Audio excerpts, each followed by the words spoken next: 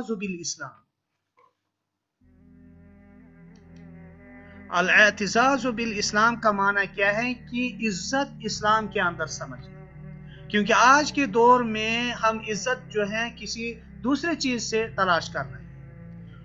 वल-एतिक़ादु बिअन्नल मुस्तक़बिला लिल-इस्लाम, और इस चीज का एतकाद रखना कि मुस्तकबिल जो है इस्लाम के लिए।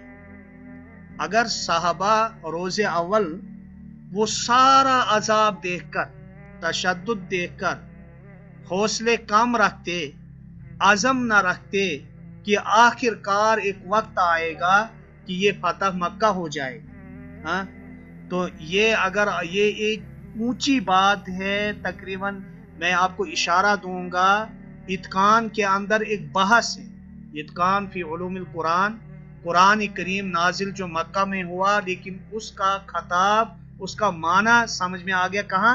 मदीना। जैसे कि सयुहज़मुल जम व युवल्लून अद-दुब, उन सहाबा को ये मक्का में नाजिल हुआ, लेकिन जब बदर हुआ, मक्का फतह हुआ, मुसलमानों को समझ आ गया कि जो हौसला उनको रोज़े अव्वल में था बिअन्नल मुस्तक़बिला लिल इस्लाम, कि मुस्तकबिल जो होगा वो किसका होगा? इस्लाम का। देखिए आप जो है, मैं यहाँ पर अल मुस्लिम अजीजुन बि इस्लाम व मन इअतज़्ज़ा बिल इस्लामी, जो इस्लाम के अंदर इज्जत महसूस करता हो या जिस इस्लाम के अंदर इज्जत जानता हो, अअज़्ज़हुल्लाहु व सबतहु, उसको साबिती कदम रखता है। अल्लाह रब्बुल आलमीन उसको क्या है? इज्जत अता करता है। जो इस्लाम को लेकर इज्जत समझता है कि मैं मुस्लिम हूँ, तो मेरे मुस्लिम होने में ही मुझे एजाज है और इज्जत है, अल्लाह रब्बुल आलमीन उसको इज्जत से नवाजता है और उससे साबिती कदम रखता है। देखिए, इंदमा इअतज़्ज़ सहाबा बिल इस्लाम अअज़्ज़हुमुल्लाहु फिद दुनिया व सबतहुम अलल हक़, जिसकी तरफ मैंने इशारा किया कि जब सहाबा ने इस्लाम के अंदर रहना, इसको इज्जत महसूस किया कि यही इस हमारे लिए इज्जत है। अअज़्ज़हुमुल्लाह, अल्लाह रब्बुल आलमीन ने उन्हें इज्जत दी दुनिया में भी, व सबतहुम अलल हक़, और हक पर साबित कदम भी रखा। हत्ता मातू, यहाँ तक कि वो इस दुनिया से चल बसे।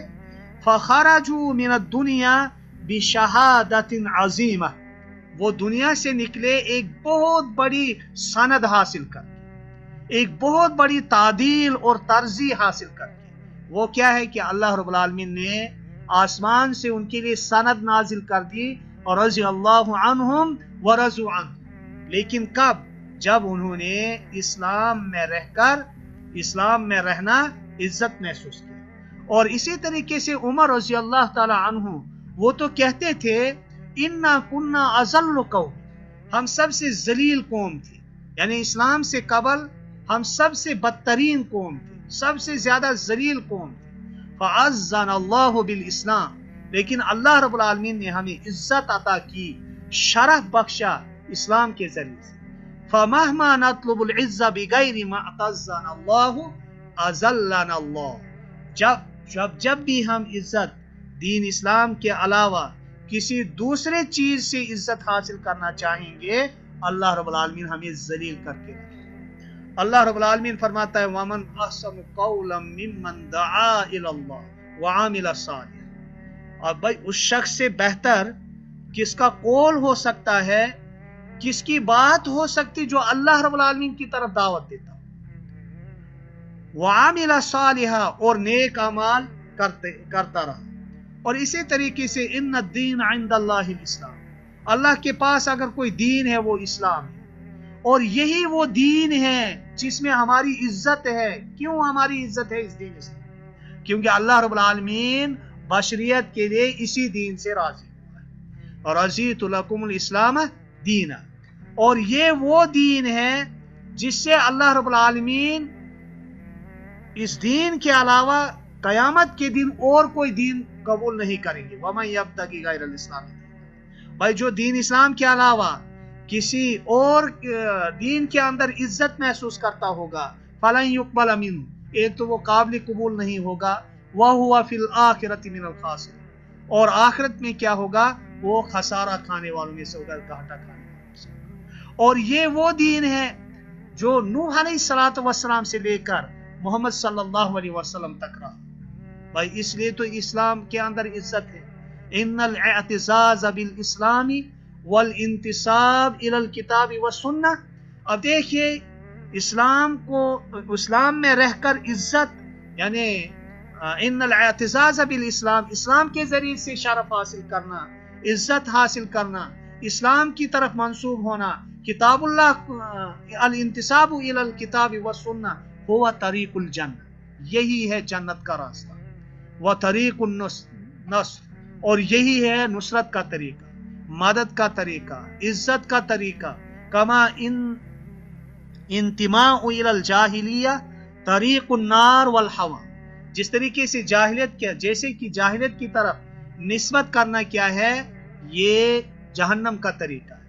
اور اسی لیے میں یہاں پر ایک شکونا الی رسول اللہ خباب بن ارد فرما رہے ہیں کہ ہم نے رسول اللہ صلی اللہ علیہ وسلم کو شکایت کی ایک دن، رسول اللہ صلی اللہ علیہ وسلم اس حالت میں کہ کعبہ کے دیوار میں سائے تلے بیٹھے ہوئے تھے۔ فَقُلْنَا أَلَا تَسْتَنْصِرُ لَنَا، کیا آپ جو ہے ہمارے لیے مدد نہیں مانگیں گے اللہ رب العالمین سے، اور دعائیں نہیں مانگو گے اللہ رب العالمین سے؟ تو نبی اکرم صلی اللہ علیہ وسلم نے کہا وَقَدْ كَانَ مِن قَبْلُكُمْ يُؤْخَذُ الرَّجُلُ فَيُحْفَرُ لَهُ فِي الْأَرْضِ، کوئی آدمی لیا جاتا تھا، کھڈا کھودا جاتا تھا، اس میں ڈالا جاتا تھا، پھر آرا لایا جاتا تھا، اس کے 2 حصے کر دیے جاتے تھے، اور اسی طریقے سے لوہے کا کنگا بنایا جاتا تھا، اس کنگے سے اس کا گوشت نوچا جاتا تھا اس کے جسم سے، لیکن فما یصدہ ذالک عن، لیکن یہ سارے عذاب، اب اس سے بڑا فتنہ کیا ہو سکتا ہے کہ انسان کے 2 حصے کر دیے جائے، انسان کے جسم کا جو گوشت ہے وہ نوچا جائے لوہے کے ذریعے سے، یہ چیز بھی، یہ عذاب بھی انہیں دین اسلام سے روک نہیں سکا۔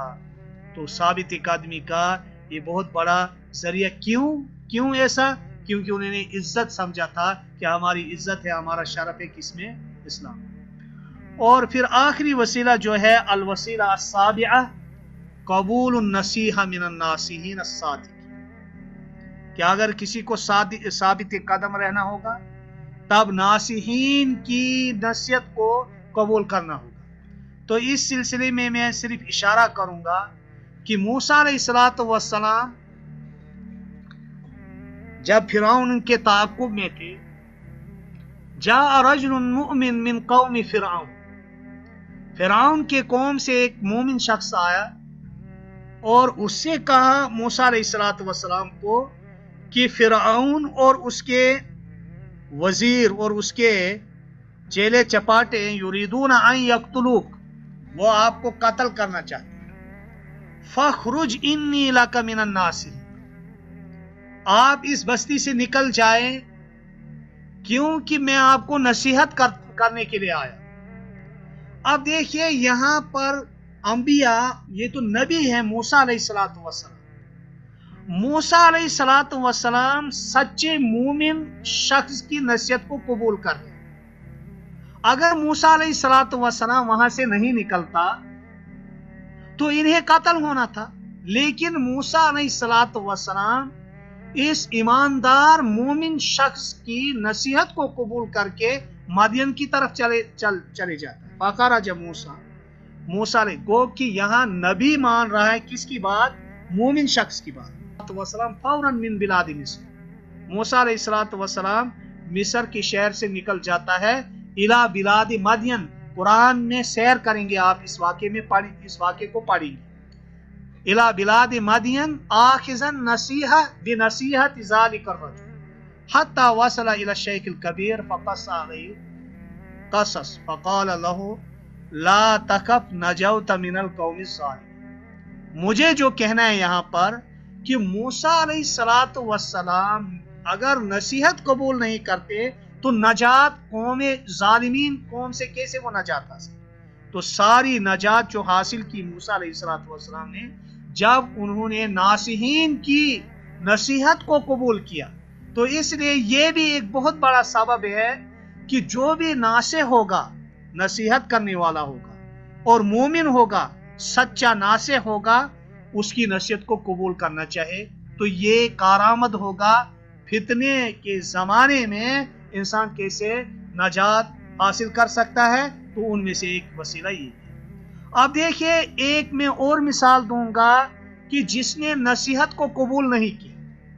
قارون جسے اللہ رب العالمین نے مال دیا، انہوں نے تکبر کیا اور پھر وطغا، اور انہوں نے وہ کیا کہتے ہیں سرکشی کی، اور جو اس کے قوم میں سے اہل علم تھے انہوں نے اس سے نصیحت کرتے ہوئے کہا لا تفرح ان اللہ لا يحب الفرح.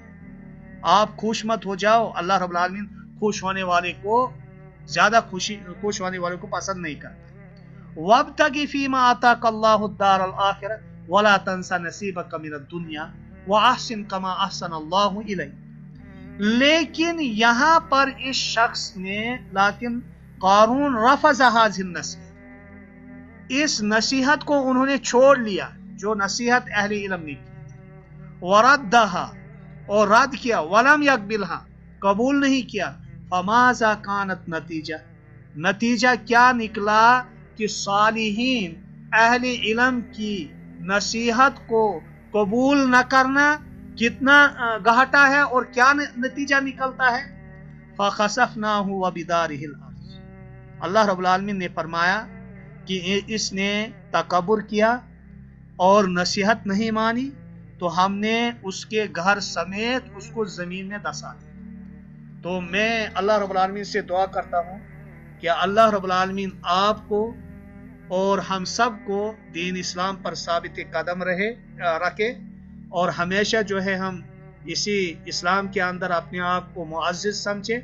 اللہ رب العالمین ہمیں مزید توفیق دے.